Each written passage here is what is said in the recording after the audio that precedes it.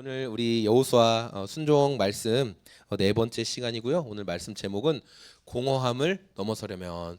이렇게 긴 연휴를 끝내고 나면은 되게 공허함이 밀려오는 것 같아요. 저만 그런가요? 제가 어제 아내한테 내가 우울증이 온 것 같아 그런 얘기를 했거든요. 그냥 막 힘든 거예요. 그냥 막 그냥 이렇게 가만히 누워 있는데 누워 있는 것도 싫고 일어났는데 일어난 것도 싫고 다 그냥 막 싫은 거예요. 그래서 되게 우울증이었나 내가 왜 이러지? 이런 생각이 들었습니다. 하지만 저녁에 향어회를 먹고 그래 향어 맛있다 힘내자 처음 먹어봤거든요. 향어회 하도 인터넷에 많이 나오길래 한번 먹어봤는데 맛있더라고요. 꼭 여러분도 한번 드셔보세요. 지북동 송어 거기서 하더라고요. 저는 거기 경상도 쪽에서만 있는 줄 알았는데 있더라고요. 맛있었습니다. 네, 맛있더라고요. 네, 제가 수년 전에 그 일본에 갔다 온 적이 있었는데 그 일본에 갔을 때 여러 인상적인 게 많았지만 특히 이제 제가 오사카 지역을 갔었는데 일본의 뭐 제2의 수도라고 하는 오사카 지역을 갔었는데 그 오사카에서 이제 오사카 성을 봤거든요. 뭐 오사카 캐슬이라고 하죠. 오사카 성을 보면서 제가 굉장히 인상적이었던 게 있어요. 왜냐하면 여러분 우리나라 서울의 경복궁 같은 데 가보셨죠? 경복궁 같은 데 가보면 낮은 이렇게 뭐 돌담이 있고 다 걸어서 쉽게 접근을 할 수 있는데 대부분 이제 일본뿐만 아니라 대부분의 외국의 성들은 어떻게 돼 있냐면 이렇게 깊이 있는 물, 이 성을 주변을 둘러싸고 있는 물을 해자라고 하거든요. 해자. 이게 해자가 있어요.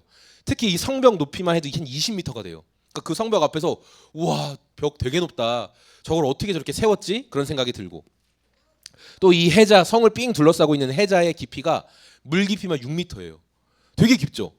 야 이걸 어떻게 만들었을까라는 생각이 제가 되게 많이 들었어요. 그래서 일본은 워낙 이렇게 전란이 많고 또 지방에 이렇게 뭐 영주나 뭐 이런 그런 사람들이 힘을 키우면 막 이렇게 싸우고 막 그런 일이 많았잖아요. 그래서 적들의 침입을 철저하게 방어하기 위해 이렇게 아주 튼튼한 그리고 아주 강력한 요새와 같은 성을 만들었구나 그런 생각을 제가 되게 많이 하게 됐는데 오늘 말씀에도 이 오사카 성처럼 정말 강력한 쉽게 쳐들어갈 수 없는 성이 등장합니다. 여러분 그 성이 어떤 성인 줄 아세요?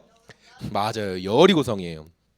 여리고성인데 이 여리고 이제 이스라엘이 여리고라는 지역에 이제 도착해서 거기에 있는 성이 여리고성인데 이 성도 굉장히 튼튼한 성으로 이제 고고학자들이 발굴하면서 성경에 있는 내용이 진짜구나라는 것을 점점 밝혀내고 있어요. 특별히 여리고성의 특징은 이렇게 성이 외벽과 내벽으로 두 겹에 걸쳐서 이중벽으로 되어 있다는 게 아주 특별했어요. 그리고 보면은 이 왼쪽에 제가 좀 참고할 수 있는 그림을 하나 더 두었는데 외벽에 있는 성도 이 높이가 한 7m 가까이 되는 그리고 물은 없었지만 마른 해자라고 하는 그러니까 물은 없었지만 땅을 또 깊이 파놔가지고 그 앞에 서면 벽이 굉장히 높이 보이는 거예요. 그렇게 이중으로 벽을 세워놨고 벽의 두께도 4m나 되는 굉장히 두껍죠. 그러니까 사람들이 지금의 이게 이제 고대 시대지만 지금의 그런 기술로 봐도 이게 돌을 쌓고 거기에 진흙을 발라가지고 만든 그 벽이었거든요. 쉽게 이렇게 뚫을 수가 없는 그런 난공불락의 요새와 같은 성이 바로 여리고였다라는 것을 여러분 우리가 알 수 있어요. 그런데 우리가 말씀에서 보았던 것처럼 이 정복할 수 없을 것 같은 여리고성을 하나님께서 하나님의 일하심 가운데 무너뜨리시고 거기를 정복하게 하셨다라는 것을 볼 수 있어요. 어떤 방법으로 여리고성 정복했는지 혹시 기억나세요? 하나님이 어떻게 했어요? 숟가락을 들고 벽을 긁어라 막 그러셨어요? 그럼 어떻게 했어요? 승민이 다시 한번 생각해 보세요. 생각나요? 하나님이 맞아요. 우리 아까 읽었잖아요. 그렇죠? 아무 소리도 하지 말고 6일 동안은 하루에 한 바퀴씩 돌고 마지막 7일째는 7바퀴를 돌아라 그렇게 말씀하셨죠. 우리 15절 말씀인데요. 제가 지도를 하나 더 놔놨네요. 자, 15절 말씀 같이 읽어보세요. 시작. 드디어 이렛날이 되었다.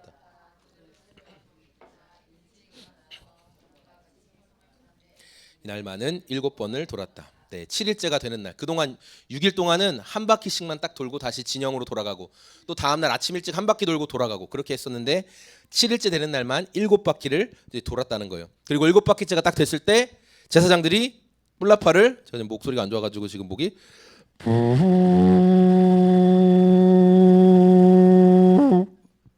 좀 비슷했어요? 쇼파르라고 하는데 비슷했죠? 이렇게 뿔라파를 부니까 이스라엘 사람들이 그때 여호수아가 외쳐라 하고 말하니까 큰 소리로 와 하고 소리를 질렀어요. 그리고 정말 난공불락의 요새라고 여겨졌던 여리고성이 무너지는 것들을 보게 됐죠. 그리고 어떤 일이 벌어졌어요? 24절 말씀 읽어보겠습니다. 시작. 그리고 그들은 그 성읍과 이나 금이나 노시나 네. 그러니까 이 여리고성이라는 것도 사실은 많은 우리 그때 비평학에 대해서 이야기했잖아요. 구약을 비평하는 사람들은 야 이거 다 소설이야 소설. 고대 근동의 그 사막 지역에서 그런 거 다 소설이야 이렇게 이야기했는데 1907년 경부터 이 여리고 지역을 발굴하던 그 발굴 팀들이 있었어요. 그리고 그 사람들이 발굴하다가 짜잔 오 어떤 성터가 진짜 나오기 시작했어요. 그리고 그 성터를 이렇게 발굴하면서 파고 들어가니까 정말 여리고성의 내벽과 외벽이 등장하였고 특별히 그 유물 중에 특별했던 건 뭐냐면 이렇게 항아리들이 있었는데 항아리를 열어보니까 거기에 곡식들이 가득가득 들어있었다는 거예요. 그리고 어떤 그 자료에서는 이렇게 이제 뭐 당장 점심이나 저녁에 쓸 그런 빵 이제 곧 만들어서 먹으려고 하는 그런 빵도 그대로 이렇게 있었던 이제 그러한 자료들이 있어요. 그리고 집집마다 어느 쪽 벽은 굉장히 많이 그을려져 있고 어느 쪽은 안 그을려져 있고 이렇게 막 불탄 흔적들도 막 보인다는 거예요. 화덕의 불탐이 아니에요. 완전 벽 전체가 다 타버리는 그런 것들이 볼 수가 있었다라는 거죠. 그래서 고고학자들의 발굴과 이런 자료를 통해서 알게 된 게 이 여리고가 사람들이 평온하게 지내다가 갑자기 어떤 습격을 당했고 갑자기 불타게 됐구나. 왜냐하면 여러분 원래 전쟁이 나면은 다 약탈해 가죠. 여기 있는 곡식들도 다 가져가요. 그렇죠? 근데 그대로 다 있었어요. 손 안 댄 상태로 가득가득. 그리고 막 불타 있는 것들. 그래서 이런 성경의 내용들을 뒷받침하는 고고학적 자료들이 많이 등장했죠. 자, 다시 또 이미지 여리고성 이미지가 이렇게 나와요. 내벽과 외벽 두 가지가 보이는데 여러분 요새 저 이제 조경 시험 봤잖아요. 조경 시험 봤는데 안전 난간 옥상 같은 데 설치하는 안전 난간 최소 높이가 얼마인 줄 아세요? 얼마 정도 돼야 될까요? 안전 난간 60m?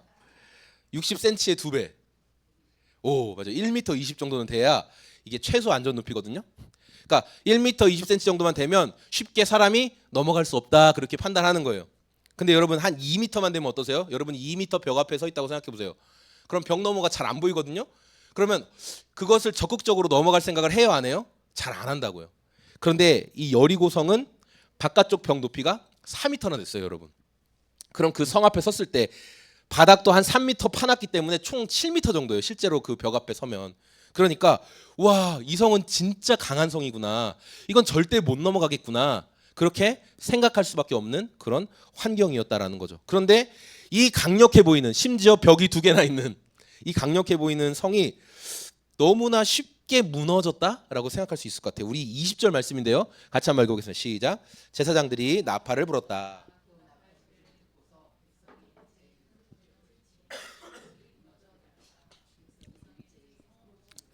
그 성을 점령하였다. 네. 굉장히 지금까지 여리고성을 정복하려고 오는 과정은 되게 복잡하고 하나님이 가라, 멈춰라, 또 해라, 말아 계속 하시는데 여리고성이 무너지는 내용은 너무 간단해요. 한 줄.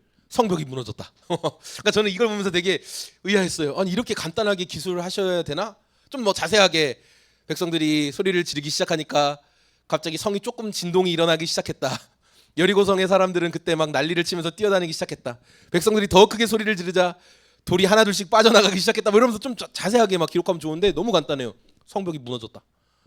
그냥 이렇게 단순하게 이야기하신 거예요. 그리고 성벽이 무너져서 이스라엘 사람들이 계단 밟듯이 올라가 들어간 거예요. 성벽이 그냥 너무 쉽게 밖으로 무너져서 밟고 그냥 들어갔어요, 안으로. 여기 들어가기까지 얼마나 많은 과정들, 순종을 배워야 되는 그런 시간이 있었는데 왜 이렇게 간단하게 말씀을 그냥 묘사하셨을까? 성벽이 무너졌다.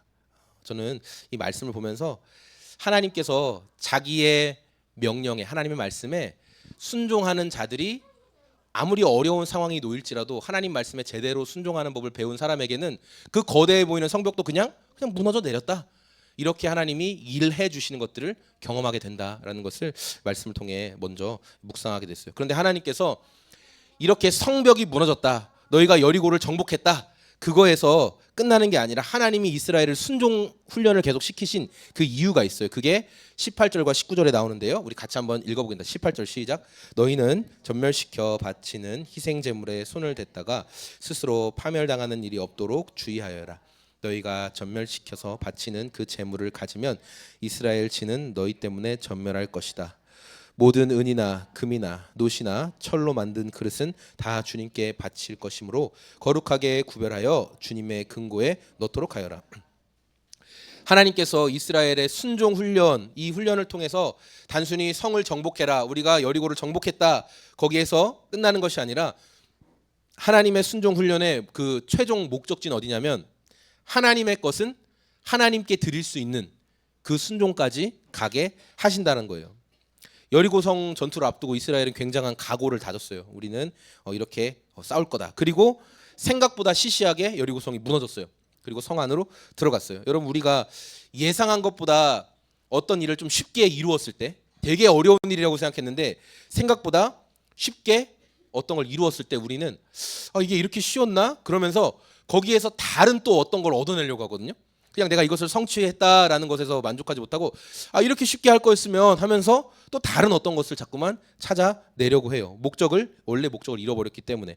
만약 이스라엘 사람들이 이렇게 쉽게 무너진 여리고 성을 보면서 우리가 이렇게 쉽게 여리고 성을 무너뜨리다니, 그러면서 우리가 뭘 잘했지? 우리가 어떤 전략을 잘 쓴 거지? 이런 식으로 방향이 옮겨졌다면 제대로 순종을 배우지 못한 거예요.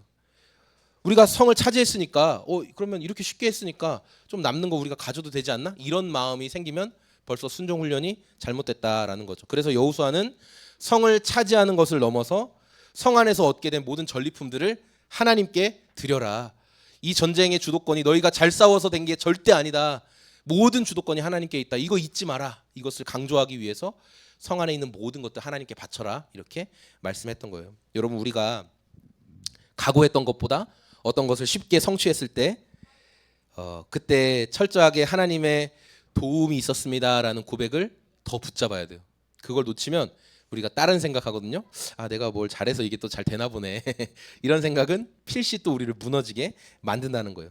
승리를 경험한 이후에도 계속 순종해야 되는 것이 하나님이 우리에게 알려주시고 싶은 진짜 순종의 모습이다라는 거죠. 오늘 이제 말씀을 정리할 건데, 가나안 지역을 정복하기 위해서 핵심이 되는 여리고성 앞에 이스라엘 사람들이 섰어요. 그리고 자기의 전략이 아니라 하나님의 명령을 따라 그들이 움직였어요. 근데 이 행동은 다른 모든 사람들이 볼 때는 자살 행위나 다름없었어요. 그렇죠?